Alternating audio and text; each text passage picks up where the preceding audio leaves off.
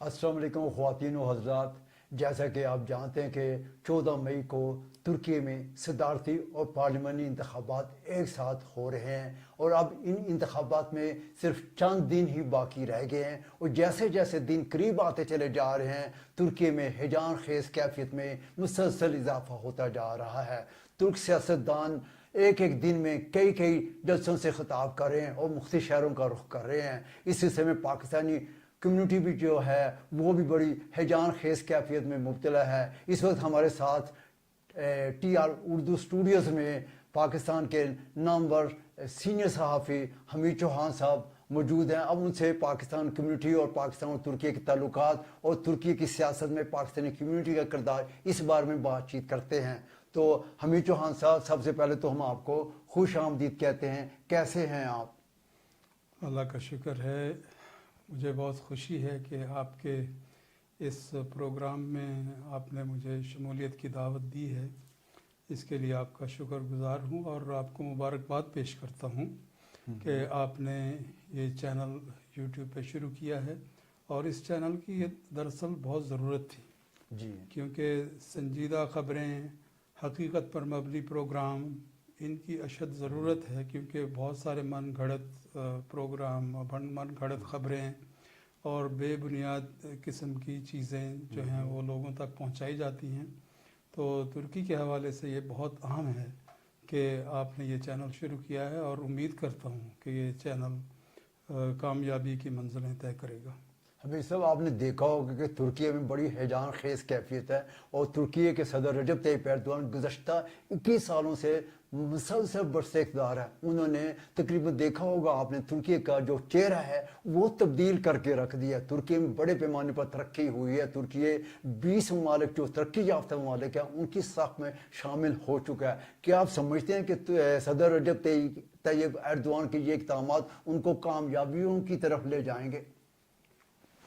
हकीकत ये है कि लोग गुज़श्ता कारकर्दगी को भी मद्देनज़र रखेंगे और दूसरी तरफ लोगों की जो मुआशी हालत है या दूसरे मामलात हैं जैसे मुखालिफ जमातें और ख़ास तौर पर हिज़्ब इख्तिलाफ़ के उम्मीदवार ये दावा करते हैं कि मुल्क में अदालती निज़ाम और दूसरा हुकूमती निज़ाम सारा फ़र्द वाहिद की मिल्कियत में चला गया है।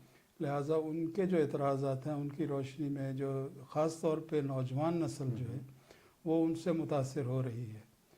लेकिन ये दूसरी तरफ जो जैसे मैंने पहले अर्ज़ किया कि हकीकत ये है जी, कि माजी की कारकर्दगी भी बहुत अहम है और हमने तो यहाँ 43 साल से तुर्की की बहुत सारी हालतों को अपनी आँखों से देखा है। बिल्कुल सही। और हमने देखा सारी तरक्की हमने अपनी आँखों से होते हुए देखी और पिछले 21 साल से जो होशरुबा तरक्की हुई है वो सदर एर्दोगान साहब की कामयाबी की ज़मानत भी हो सकती है जी, लेकिन ये सारी जो गेम है ये 14 मई को इसके नताइज सामने आएंगे। तो हमारा ये फ़र्ज़ है कि हम पूरी गैर जानबदारी के साथ जी, जी। तज्जिया करें और सियासी हालात को लोगों तक पहुँचाएँ। हमीद साहब, आपने देखा होगा कि सदर रजब तैयब एर्दोगान के दौर में आप कह रहे हैं कि बड़ी तरक्की हुई है, तुर्की बहुत आगे निकल चुका है, लेकिन साथ ही साथ आपने देखा होगा कि पिछले 3 सालों से तुर्की की जो इक़्तिसादी बहरान है, तुर्की की जो इक़्तिसादी सूरत हाल है वो बड़ी मनफी जा रही है और बड़े मुश्किल हालात से लोग गुजर रहे हैं और 50% के करीब लोग जो हैं इस वक्त गुर्बत की लकीर के नीचे ज़िंदगी बसर कर रहे हैं। क्या आप ये नहीं समझते कि ये जो हाथ जो है वे कमाल क्लिश्तारोलू और मिलत इत्तेहाद को मजबूत करेंगे और उनकी कामयाबी की राह हमार करेंगे? इस बारे में आप क्या कहेंगे? बिलाशुबा इस वक्त की जो मुआशरती सूरत हाल है वो लोगों के लिए परेशान कुन है, इसमें कोई शक नहीं। और हिज़्ब इख्तिलाफ़ के पास ये सबसे मज़बूत एक वो है, समझ लें कि उनके पास एक ये सबसे बड़ी मौका मिला दलील है। है जी, जी, और जी। उनके लिए ये मौका है कि वो हुकूमत के ख़िलाफ़ इस चीज़ को इस्तेमाल करते हुए लोगों की मुआशी सूरत हाल को इस्तेमाल करते हुए हुकूमत के ख़िलाफ़ जो वो अपना प्रोपेगेंडा कर रहे हैं उसमें वो बड़ी हद तक कामयाब भी नज़र आते हैं। इसीलिए ये कांटेदार मुकाबला जो इस वक्त चल रहा है इसकी सबसे बड़ी वजह भी यही है, क्योंकि इससे पहले कभी हमने इतना सख्त मुकाबला तुर्की की सियासी तारीख़ में नहीं देखा। हमेशा आपने ये देखा है कि इस वक्त जो है पार्लियामेंट के इंतखाबात भी साथ उसी रोज़ हो रहे हैं, और पार्लियामेंट में सदर रजब तैयब एर्दोआन की जस्टिस एंड डेवलपमेंट पार्टी को पिछले दौर में कुली अक्सरियत हासिल थी, लेकिन इस बार ऐसा होते हुए दिखाई नहीं देता। तो आपके ख्याल में अगर जस्टिस एंड डेवलपमेंट पार्टी इस बार कुली अक्सरियत हासिल नहीं कर पाती लेकिन सदर रजब तैयब एर्दोआन वो इंतखाबात जीत जाते हैं, तो क्या फिर सदर रजब तैयब एर्दोआन के हाथ नहीं बंद जाएंगे कि वो जो पिछली दफ़ा जो कार्रवाई करते रहे, पिछली दफ़ा जो कुछ भी करते रहे, इस दफ़ा उनके लिए मुश्किलात दरपेश आएंगी उनको? इस बारे में क्या कहेंगे आप? ये असल में बहुत अच्छा सवाल आपने किया फुरकान साहब जी। क्योंकि जो ये सदारती निज़ाम है इसकी जब ये मॉडलिंग हुई है या जब इसको डिज़ाइन किया गया है तो इसमें पार्लियामेंट की अहमियत ज़्यादा नहीं रही, क्योंकि बजट मंजूर करवाने के लिए या बजट पे अमल करने के लिए कौमी असम्बली की इजाज़त की ज़्यादा ज़रूरत नहीं है। ठीक है। यानी ज़रूरत तो है, कानून तो बनना चाहिए, लेकिन यह है कि सदर के हाथ नहीं बंधे होते। सदर जो है, जैसा अभी तक हमने देखा है पिछले 5 सालों में सदारती ऑर्डिनेंसेस के ज़रिए बहुत सारे चीज़ें जो हैं वो अमल में आती रही हैं। गो कि इनकी अक्सरियत भी थी एक मखलूत पार्लियामेंट में, जैसे कि जो कौम परस्त पार्टी है MHP और या MHP जो है उसके साथ सदर एर्दोआन का इत्तेहाद है, तो इनकी सादा अक्सरियत तो थी, लेकिन ये कि ये आइन तब्दील करने के लिए काफ़ी नहीं। बिल्कुल ठीक। और इसलिए हम ये समझते हैं कि ये ज़्यादा इसका कोई असर नहीं पड़ेगा, क्योंकि पहले के तजुर्बात की रोशनी में मैं ये कह सकता हूँ कि सदर एर्दोआन अगर मुंतखब हो गए तो उनको हुकूमत करने में कोई ख़ासी मुश्किलात पेश नहीं आएंगी। अच्छा, अब आपने देखा होगा कि बड़ा, जैसा कि खुद भी अर्ज कर चुके हैं कि बड़ा कांटेदार मुकाबला है। कि आप ये समझते हैं कि पहले राउंड में जो है सदर रजब तैयब एर्दोआन या जो उनके अपोजिशन लीडर हैं कमाल किलिचदारोग्लू, इनमें से कोई एक उम्मीदवार जो है वो मुंतखब होने में कामयाब हो जाएगा, ऐसा आपको नज़र आ रहा है? नहीं, मैं ये समझता हूँ कि पहले राउंड में फ़ैसला नहीं होगा, क्योंकि इसमें हमें जो दूसरे अपना मुहर्रम इंजे और जनाब सिनान ओहान जी, 2 और उम्मीदवार भी हैं, और उस फैक्टर को हम नज़रअंदाज नहीं कर सकते, क्योंकि मुहर्रम इंजे की भी नौजवान नस्ल के अंदर काफ़ी हिमायत है, और दूसरी तरफ जो है वो एक तरह से कौम परस्त इत्तेहाद कह सकते हैं या एंटी इमिग्रेंट जी, इत्तेहाद कह सकते हैं, उसके वो नुमाइंदा हैं। उनका भी एक वोट बैंक है, मुहर्रम इंजे का भी है। जी, तो जो 50% प्लस 1% एक वोट वाला जी, है फार्मूला, जी, जी, वो पूरा होता हुआ नज़र नहीं आ रहा। तो ये दूसरे राउंड में जाने के वाज़ेह इम्कानात नज़र आ रहे हैं। तो आपके ख्याल में दूसरे राउंड में अगर फैसला होता है तो किसके हक में ज़्यादा चांसेस हैं कि दूसरे, क्योंकि पहले राउंड में जैसा कि आपने अर्ज़ की कि पहले राउंड में मुकाबला जो है वह नतीजा सामने नहीं आ रहा, अगर दूसरे राउंड में नतीजा सामने आता है तो आपके ख्याल में जीतने के चांसेस किसके ज़्यादा हैं, मुहर्रम इंजे के फैक्टर को भी देखते हुए, सिनान ओहान के फैक्टर को भी देखते हुए? जी, अगर हम आलमी सियासत पर एक नज़र दौड़ाएं तो बहुत से ममालिक में ऐसा हुआ है, और अक्सर औक़ात ऐसा हुआ है कि दूसरे नंबर वाला उम्मीदवार जो है जी, वो अक्सरियती उम्मीदवार से आगे निकल गया दूसरे राउंड में। तो पहला राउंड और दूसरा राउंड बिल्कुल मुख्तलिफ कैफियत होती है।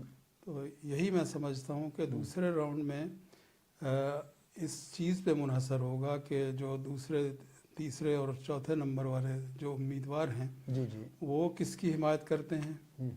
एक तो ये फैक्टर होगा। दूसरा ये होगा कि उस वक्त लोगों के जज्बात को और लोगों के ख़यालात को बदलने में कौन सा उम्मीदवार ज़्यादा मौसर किरदार अदा करेगा।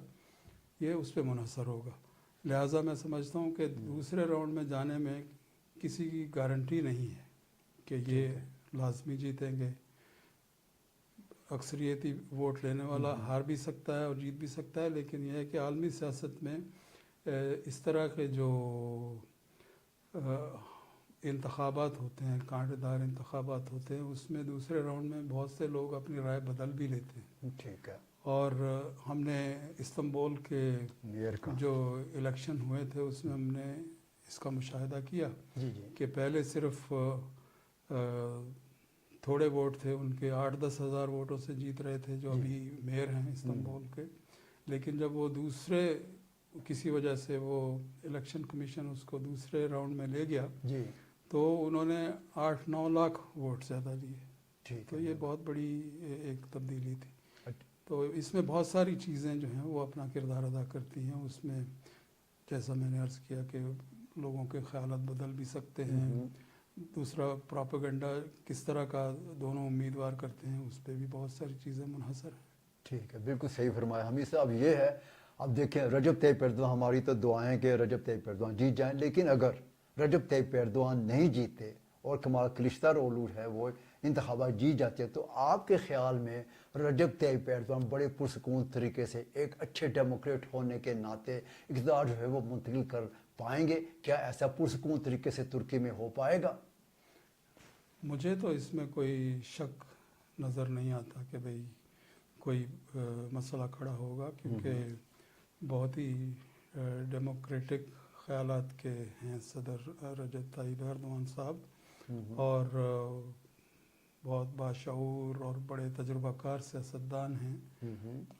میرا خیال ہے کہ اس وقت کے جو میدان میں سیاستدان ہیں ان میں سب سے زیادہ تجربہ کار اور انتظامیہ کا پورا تجربہ رکھنے والے امیدوار ہیں، اور مجھے کسی قسم کی پرابلم نظر نہیں آ رہی. اچھا حمید صاحب بڑے سینئر پاکستانیوں میں سے ہیں، آپ یہ بتائیے کہ پاکستانی کمیونٹی کا رجحان اس طرف کس طرح، کیا وہ بھی اسی طرح ہیجان خیز کیفیت میں مبتلا ہیں؟ ان کا رجحان کیا ہے؟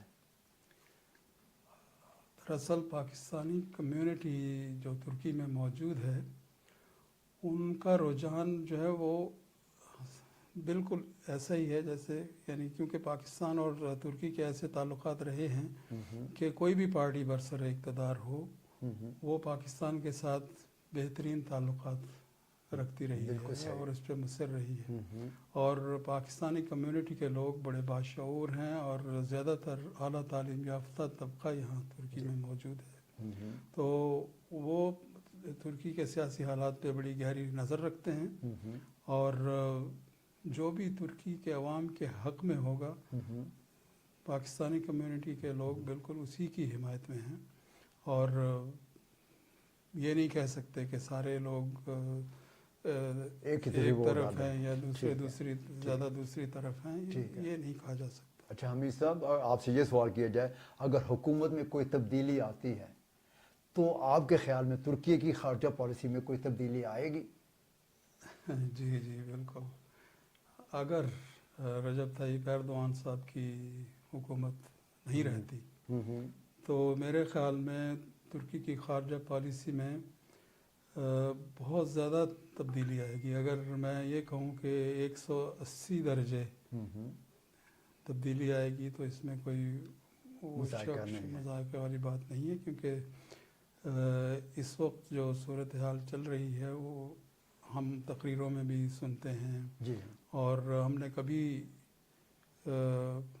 جیسا کہ ہماری موجودہ حکومت جو ہے وہ یوکرین کی پالیسی، یوکرین جنگ کے بارے میں پالیسی لے لیں یا اور شام کا معاملہ ہے، ایران ہے، ایران عراق ہے، تو ان سب کے لحاظ سے حزب مخالف کے لوگ جو ہیں وہ بالکل مختلف رائے رکھتے ہیں. ٹھیک ہے. تو اس لیے میں سمجھتا ہوں کہ بالکل ایک بہت بڑی انقلابی تبدیلی ہے. چلے حمید صاحب میرا آپ سے آخری سوال ہے کہ پاکستان ان انتخابات کو کیسے دیکھ رہا ہے، اور پاکستان کے اگر پاکستان ان انتخابات میں دیکھنا چاہتے ہیں آپ تو کیا حکومت تبدیل ہونے کی صورت میں یا نہ ہونے کی تبدیل صورت میں پاکستان کے ساتھ تعلقات پر کیا اثرات مرتب ہوں گے؟